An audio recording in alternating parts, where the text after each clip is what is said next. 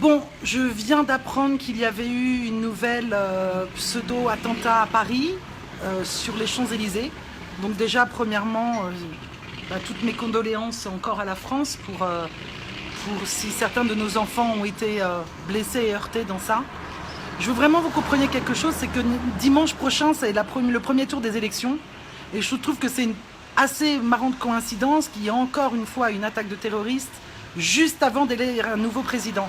Donc on vous fait quelque chose, excusez parce que je suis dans la rue, on vous fait quelque chose qui vous garde dans la peur et qui continue à nourrir vos énergies de jugement et de blâme et de séparation. Ça fait partie du jeu, ça fait partie de ce qu'ils veulent faire pour nous garder dans la séparation et surtout pour nous contrôler. On a bien compris aujourd'hui que tous ces pseudo-terroristes sont malheureusement des fausses flags, ça veut dire des faux drapeaux.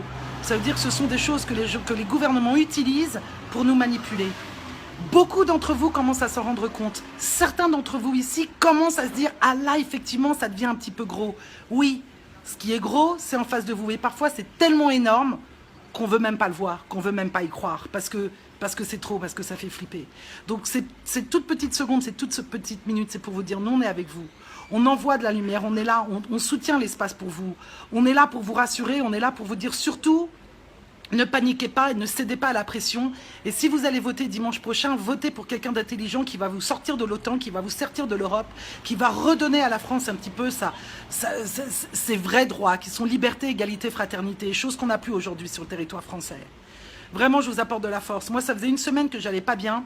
C'est généralement parce qu'il va se passer quelque chose sur le monde en un temps magnétique ou autre chose. Il y a eu des tremblements de terre ici au Pérou et ailleurs. Et il y en a, et je sais que l'énergie, l'égrégore est assez négative en ce moment dans le cœur des hommes et surtout en France. Donc gardez la force. Sachez que vous êtes là, que vous n'êtes pas seul, que vous avez aimé. Mais surtout, gardez les yeux et le cœur grand ouverts parce que vous êtes beaucoup plus intelligent qu'ils le pensent. Ok?